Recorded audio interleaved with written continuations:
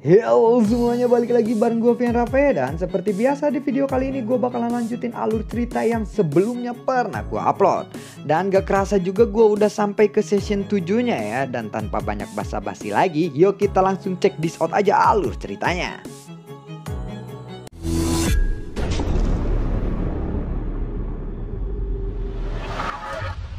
Di episode sebelumnya, Xiaoyan telah melenyapkan Wu Henxian dan juga Jin Zhen dengan kekuatan barunya. Nan Erming lalu bertanya, apakah kamu terluka? Aku hanya sedikit tidak nyaman ketika melihatmu itu, ucap dari Nan Erming. Ya, tetapi aku juga menyesal. Aku belum mengambil harta mereka. Aku membuang tenagaku sia-sia kali ini, ucap dari Xiaoyan. Xiaoyan, lalu bagaimana dengan mayat mereka berdua? Ucap dari Strom. Ya, di sana tidak ada mayat yang ditemukan. Mereka langsung musnah tanpa menyisakan apapun, ucap dari rubah petir. Dan Xiaoyan pun lalu mengangguk mendengar itu. Semua orang terkejut. Lalu, mengapa Dewa Petir baik tidak mengendalikan petirnya untuk membunuh Dewa Petir jahat? Tanya dari Xiao Zhan.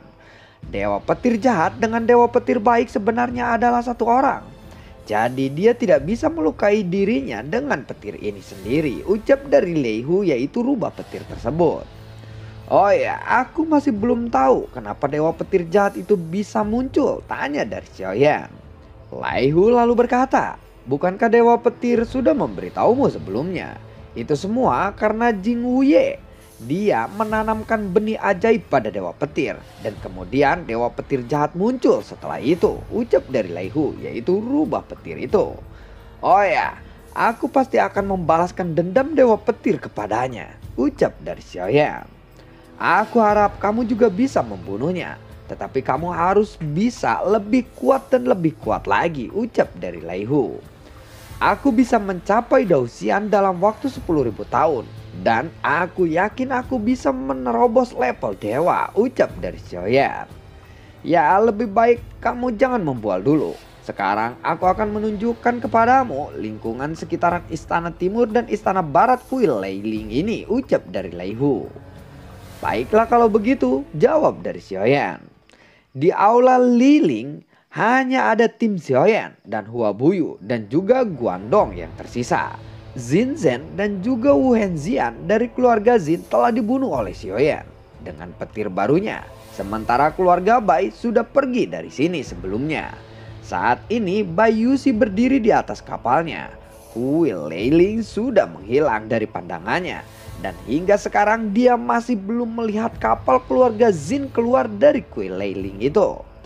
Tampaknya lawan Xiaoyan telah membunuh mereka semua, ucap dari Bai Yuxi. Setelah itu, kapal keluarga Bai pun secara bertahap menghilang dari kejauhan.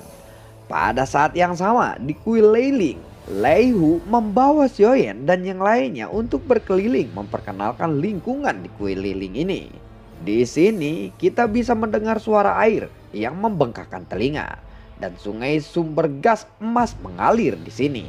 Mungkin karena sungai sumber gas emas ini, udara di sekitaran sini menjadi lembab. Tetapi udara di sini tidak diisi oleh air uap, tetapi diisi oleh sumber gas yang kaya. Di istana barat ini kaya akan sumber gas. Dan kamu sebenarnya bisa mengelola gas ini, ucap dari Lei Hu. Ini akan menjadi yang terakhir kalinya bagi Xiaoyan datang ke tempat ini. Begitu Xiaoyan meninggalkan kuil Liling ini, kuil Liling ini akan sepenuhnya menghilang ke dalam kekosongan. Setelah semua orang mendengar kata-kata itu, mereka terkejut bahwa sungai-sungai di tempat ini adalah sumber gas yang jauh lebih murni daripada air laut emas yang pernah ditemukan di Laut Point. Xiaoyan memandangi sumber-sumber dari gas itu dan matanya penuh dengan rasa takjub. Saat ini Xiaoyan telah menyentuh ambang puncak Dausian bintang 1. Setelah bertempur, Xiaoyan selangkah lagi menyentuh puncak Dausian bintang 1. Selama ada sumber gas yang cukup, Xiaoyan pasti akan bisa menerobos lagi. Dan kekuatan semua orang juga pasti bisa ditingkatkan di sini. Dengan ini kalian semua bisa berlatih di sini. Dan jangan ragu-ragu untuk menyerap semua sumber gas di sini, ucap dari Xiaoyan. Kami tidak akan menyia-nyiakan tempat ini, Xiaoyan, ucap dari Xiaozan. Kalau begitu cepatlah berlatih dan serap sumber gas ini, ucap dari Xiaoyan. Setelah itu tanpa banyak bicara lagi, semua orang pun langsung melompat ke arah sungai sumber gas itu. Setelah melompat ke arah sungai sumber gas itu, energi yang kaya pun langsung menyerap kepada mereka semua. Saat Long Xitian menyerap sumber abadi ini, dia hanya perlu satu langkah untuk mendapatkan level Daoxian. Xiaoyan lalu menatap Long Xitian dengan teliti. Buar! Lalu Long Xitian membuka matanya dan tubuhnya langsung bergetar hebat. Tidak lama kemudian Long Xitian akhirnya berhasil menstabilkan tubuhnya. Lalu energi murni mengalir ke tubuh Long Xitian. Dan energi ini dengan cepat memulihkan luka-luka dari Long Xitian ini. Dan saat tubuh Long Xitian memancarkan fluktuasi kekuatan Daoxian, akhirnya aku bisa menerobos Daoxian. Ucap dari Long Xitian. Selamat paman, ucap dari Xiaoyan. Terima kasih Xiaoyan, ini semua berkatmu, ucap dari Long Xitian. Sama-sama, setelah kamu menerobos ke level Daoxian, kekuatan tim kita akan menjadi lebih kuat lagi, ucap dari Xiaoyan. Mendengar itu, Long Xitian pun lalu mengangguk. Sementara itu, Long Yan saat ini sedang menyerap sumber gas dengan cepat. Dan pusaran di bawahnya lebih besar 2 kali lipat dari Long Xitian. Sepertinya tim kita akan mempunyai Daoxian yang sangat kuat lagi, ucap dari Xiaoyan saat melihat situasi Long Yan. Dan kecepatan pertumbuhan Long Yan pun sangat menakjubkan. Karena dia mewarisi darah Raja Naga Hitam. Kemampuannya ini sangatlah melebihi imajinasi Xiaoyan. Kekuatan garis keturunan ini benar-benar sangat luar biasa. Saat memandangi Long Yan, Xiaoyan sedikit kebingungan. Dan dia lalu bertanya, Long Xitian, bisakah kamu membantu Long Yan? Tanya dari Xiaoyan. Xiaoyan sangat mencemaskan anaknya karena kekuatan serapnya terlalu besar. Xiaoyan khawatir itu akan berdampak negatif kepada Long Yan. Lalu Long Xitian menjawab, jangan khawatir, Long Yan pasti akan baik-baik saja, ucap dari Long Xitian. Kata-kata dari Long Xitian ini memang benar. Saat ini di atas kepala Long Yan ada gelombang petir yang sangat besar. Lalu Long Yan membuka matanya dan bayangan naga besar di atas kepalanya menjadi lebih padat. Buar! Kali ini Long Yan langsung menyerap kekuatan abadi ini. Ketika Xiaoyan merasakan kekuatan Long Yan, dia benar-benar takjub. Xiaoyan tidak bisa mempercayai ini. Long Xitian melihat itu juga terkejut. Long Yan ternyata langsung menerobos ke Daoxian bintang 1 tingkat menengah pada saat ini. Long Yan mampu menerobos 2 bintang dalam sekali kultivasi. Aku benar-benar iri dengan garis keturunan yang dia miliki, ucap dari Long Xitian. Kekuatan Long Yan kali ini telah melampaui Long Xitian. Sekarang Long Yan telah menjadi anggota tim terkuat kedua dari Xiaoyan. Kemudian Long Yan perlahan terbang ke arah sisi Xiaoyan. Kamu baru saja menerobos, lebih cepat. Kamu harus menstabilkan kekuatanmu dulu. Di sungai sumber gas ini terlebih dahulu, ucap dari Xiaoyan. Setelah itu, Xiaoyan pun tersenyum dan menepuk pundak dari Long Yan. Dengan kekuatanmu saat ini, kamu sudah bisa bertarung seimbang melawanku, ucap dari Xiaoyan. Ayah, aku masih belum sekuat dirimu, jawab dari Long Yan. Setelah itu, Long Yan dan Long Xitian segera memasuki sumber gas untuk menstabilkan kekuatan mereka. Dan Xiaoyan juga melangkah ke arah sumber gas itu untuk memulai kultivasinya. Setelah Xiaoyan mengalami pertempuran yang berat dengan Dewa Petir Jahat, dia sekali lagi merasakan gelombang energi di tubuhnya. Setelah Zhan Lao memberikan Xiaoyan kekuatan, kekuatan itu membuat wadah energi Xiaoyan lebih besar lagi. Selama Xiaoyan cukup menyerap sumber keabadian ini, Xiaoyan pasti akan bisa mempunyai kesempatan untuk menerobos lagi. Xiaoyan lalu berkata, sudah waktunya untukku meningkatkan kekuatanku, ucap dari Xiaoyan. Lalu Xiaoyan pun segera menyerap sumber keabadian dari sungai gas ini. Buar! Begitu Xiaoyan melangkah ke sungai sumber gas ini, seluruh sungai sumber gas bergelombang hebat dan pusarannya telah tumbuh dengan sangat cepat. Sumber gas abadi bergegas ke arah tubuh Xiaoyan dan gelombang yang dibuat oleh Xiaoyan jauh lebih besar daripada Long Xitian ataupun Long Yan. Xiaoyan terus-menerus menyerap sumber keabadian ini. Sumber keabadian di sungai sumber gas terus mengalir ke setiap pori-pori dari tubuh Xiaoyan. Dan Xiaoyan pun pada saat ini telah mencapai puncak bintang 1 Daoxian. Tetapi Xiaoyan masih menutup matanya dan pusaran air di bawahnya tidak berkurang. Malah semakin membesar dan Xiaoyan menginginkan lebih dari sekedar puncak bintang 1 Daoxian saja. Dengan peluang yang begitu bagus seperti ini, Xiaoyan berharap dia bisa menembus bintang 2 Daoxian dalam 1 kali kultivasi. Dengan cara ini, dia akan memiliki kesempatan yang lebih besar untuk menang di kejuaraan alam dunia. Pada saat ini, Xiaoyan menyerap dan meningkatkan kekuatannya dengan sangat gila-gilaan. Di suatu tempat di lautan Void, sebuah cahaya tiba-tiba mulai menyala. Lingkungan di lautan Void juga berubah menjadi cerah dengan segera. Tempat ini adalah sebuah istana yang sangat besar. Di atas tahta istana ada sosok yang sedang duduk. Lalu ada beberapa sosok yang muncul di istana itu. Yang mulia, ucap beberapa sosok yang baru saja muncul itu. Cepat pergilah dan pastikan kalian menemukannya untukku, ucap dari sosok yang berada di atas tahta itu. Baik yang mulia. Beberapa sosok yang baru muncul itu lalu mengangguk dan segera melesat pergi dari sana dan menghilang. Di luar istana sebuah kapal besar perlahan-lahan berlayar dari lautan Void. Dan sepertinya arah mereka adalah arah di mana Xiaoyan berada. Dan setelah itu lautan Void kembali menjadi sepi. Sementara itu di tempat lain, Yun Yun sedang menyirami bunga dan tanamannya. Lalu beberapa sosok muncul di belakang Yun Yun. Tetapi Yun Yun tampaknya tidak menyadari mereka sama sekali. Saat Yun Yun berbalik, dia terkejut saat melihat beberapa sosok sudah berada di belakangnya. Bahkan Nalayanran yang duduk di platform tinggi pun tidak merasakan kehadiran sosok-sosok ini. Nalayanran, jangan kesini, ucap dari Yun Yun.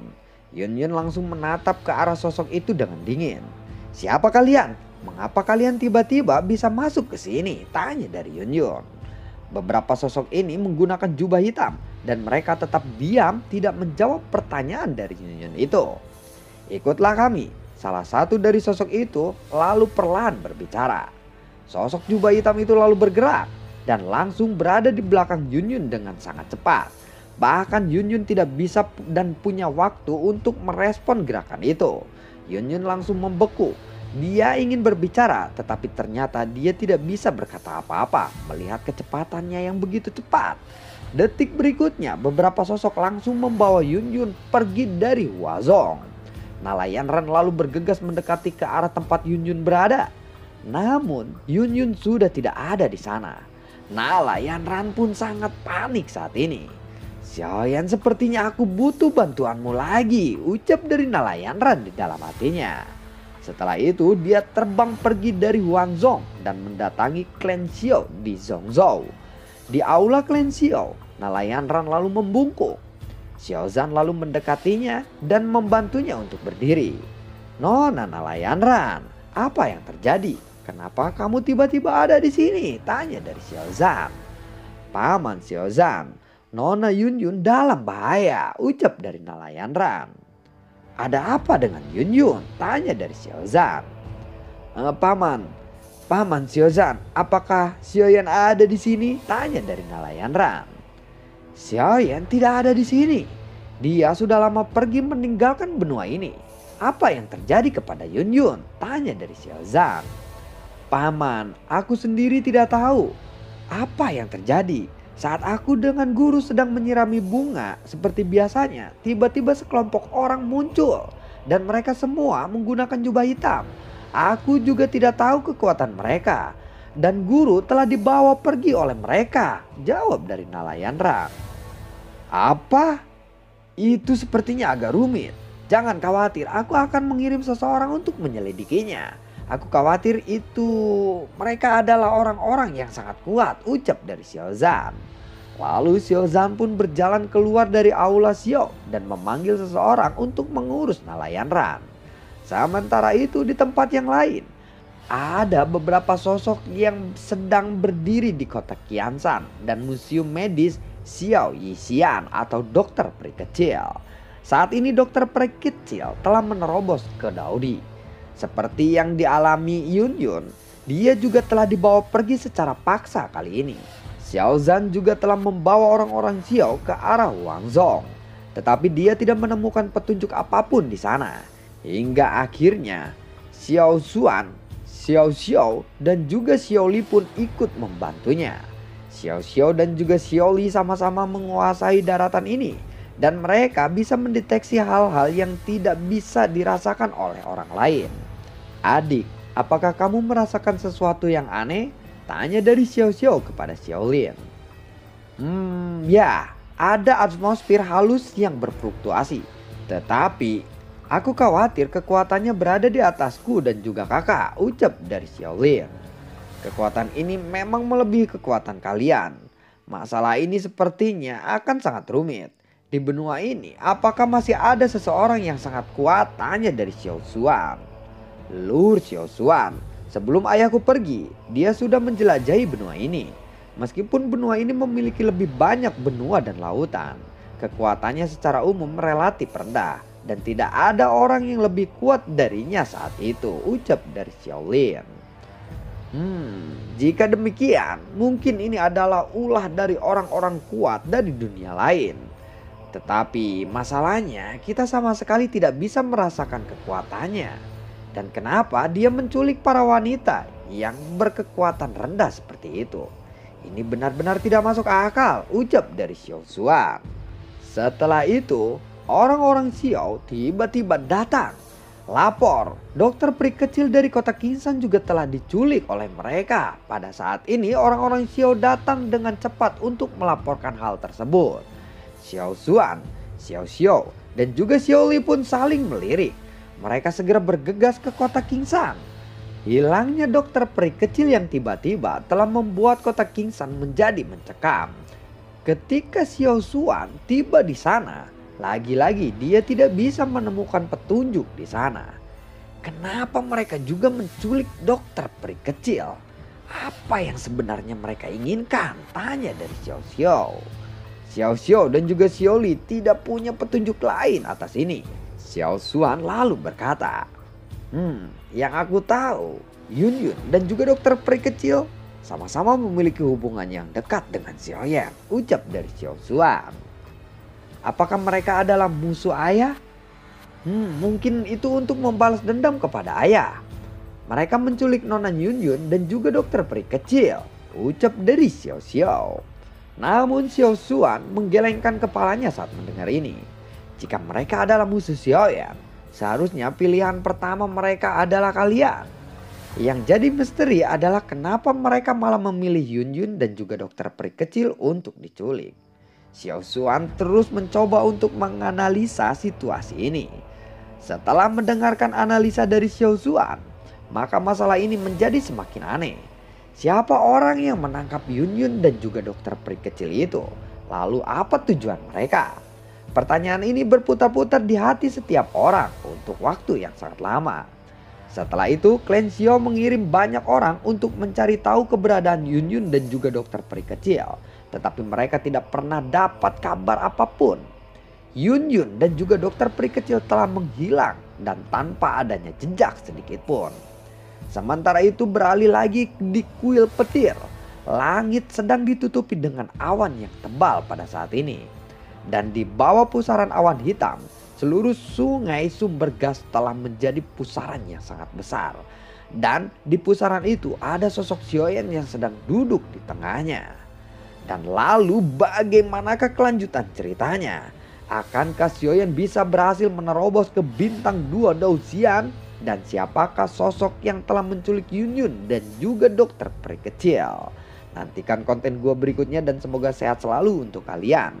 Gue tidak lupa untuk selalu ucapin terima kasih banyak buat kalian yang sudah mendukung channel ini dari awal hingga saat ini. Dan gue selalu ucapin terima kasih banyak juga buat kalian yang sudah mensupport channel ini lewat link Saweria di bawah kolom deskripsi. Dan buat kalian yang suka akan alur cerita ini, kalian bisa like, share, dan bagi-bagikan ke teman kalian. Dan sampai ketemu lagi di video gua berikutnya. Assalamualaikum dan dadah.